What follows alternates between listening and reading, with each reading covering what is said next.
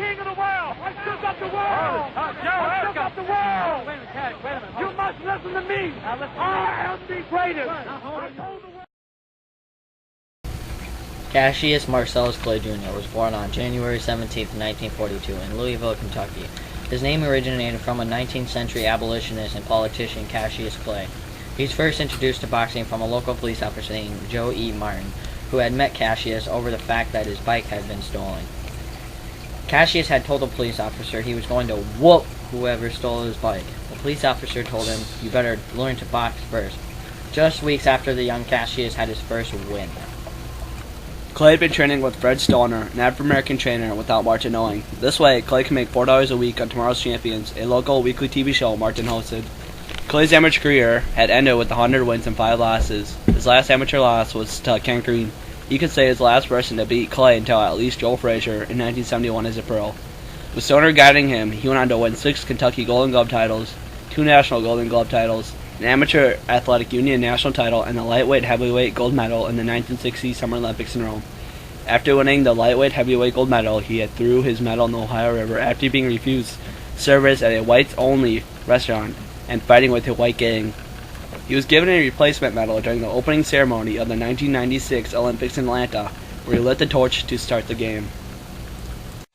There's great interest in the fact that you have joined the Muslim religion. How long have you had this interest, Cassius? Oh, for the past 6 years, I would say, after hearing a lot of teachings on Negro history and who we were before we got here, and 1 and 1 makes 2. You feel your affiliation with the Muslim religion, being a follower of the Muslim religion, had something to do with your winning the championship? Well, I would say so. My religion is what the only thing that I can give me credit for pulling me through, because 99 out of 100 seemed to see no possibility of me winning. The newspaper reporters and everybody all over the world condemned me. They said it would be a mismatch, and couldn't nobody believe it.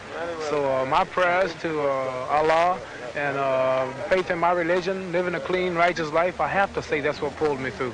Malcolm X, I want to talk with you briefly about your affiliation with Cassius. How long have you known him? About 3 years. And have you been advising him as far as his religious affiliations are concerned? Well, no, I don't give advice to anyone. He's my brother and my friend. I express what I know and understand around him, but he has a mind of his own and understanding of his own. After his Olympic triumph on October 29, 1960, he faced a police chief from Fayetteville, West Virginia. He had himself his first professional career win. Muhammad Ali stood at 6 feet 3 inches and had a highly unorthodox style. The normal style was to keep your fist raised while your face had offended. Clay relied on foot speed and quickness to avoid punches and carried his hands low.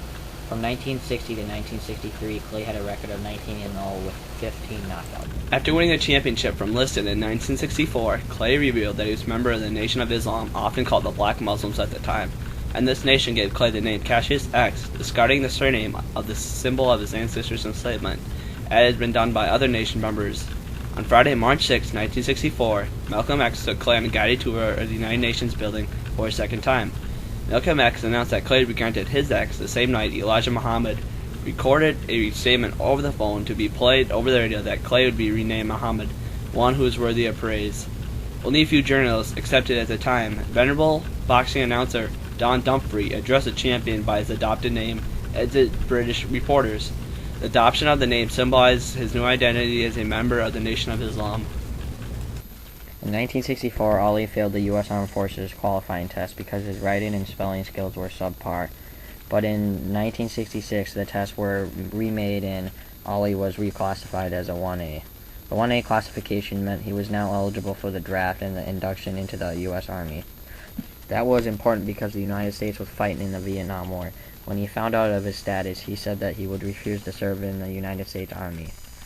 Ali stated that the war is against the teachings of the Holy Quran. He also said, "I'm not trying to dodge the draft. We are not supposed to take part in any wars unless declared by Allah or the Messenger. We don't take part in Christian wars or any other believers."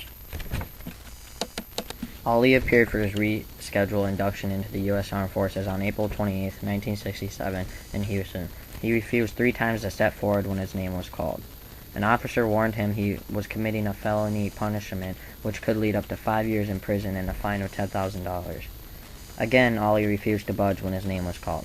As a result, on the same day, the New York State Athletic Commission suspended his boxing license and stripped him of his title. Other boxing commissions followed suit. At the trial 2 months later, the jury found Ali guilty. After a court of appeals upheld the conviction, the case went to the U.S. Supreme Court.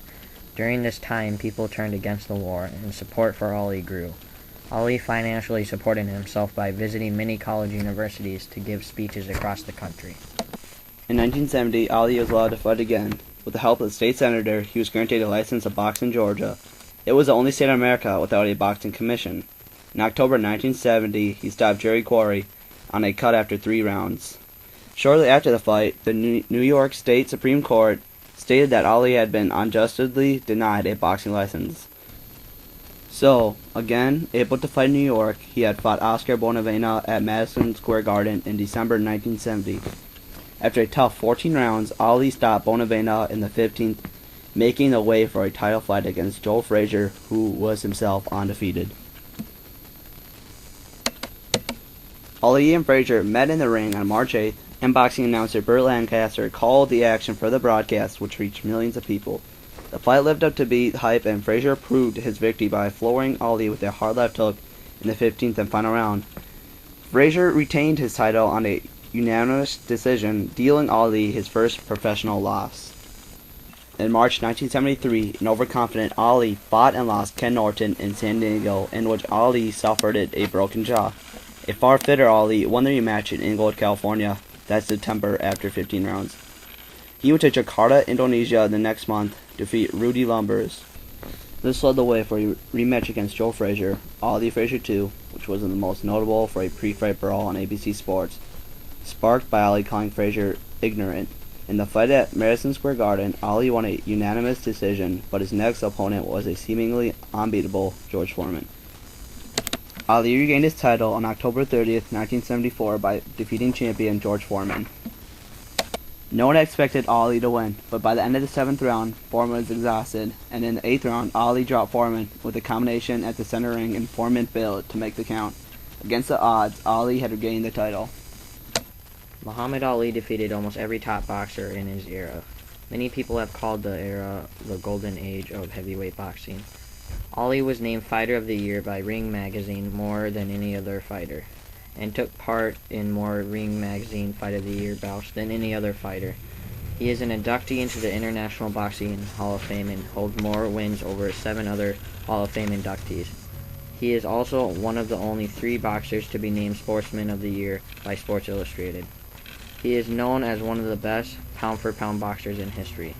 He was a masterful self-promoter to boxing, and his psychological tactics before, during, and after fights became legendary.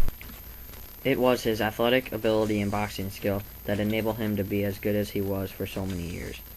In 1978, which was 3 years before Ali's permanent retirement, the Board of Aldermen in his hometown of Louisville, Kentucky, voted 6-5 to rename Walnut Street to Muhammad Ali Boulevard. That was controversial at the time, as within a week, 12 of 70 street signs were stolen. Earlier that year, a committee of Jefferson County Public Schools considered renaming Central High School in his honor, but the motion failed to pass. At any rate, in time, Muhammad Ali Boulevard and Ali himself came to be well accepted in his hometown. In 1984, Ali was officially diagnosed with Parkinson's syndrome by Dr. Stanley Fawn after going to several different doctors in the early 1980s. Despite the disability, he remains a strong, active public figure. Recently, he was voted into the Forbes Celebrity 100, coming in at number 13 behind Donald Trump.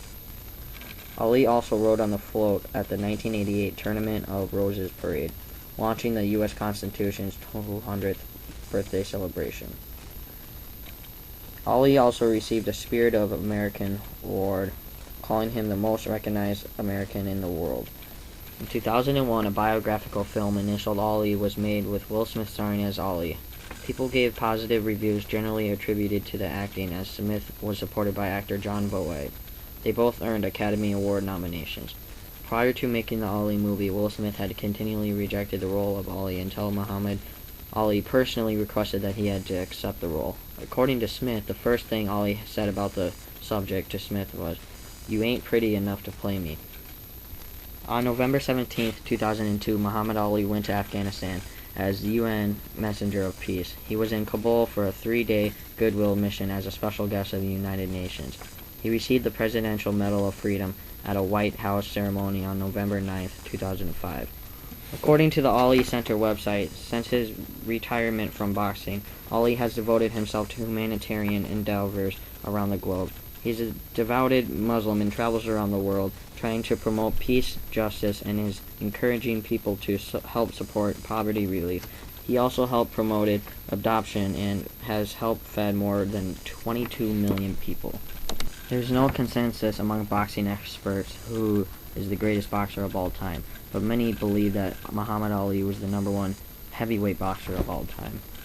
Muhammad Ali is considered one of the most known people in the world.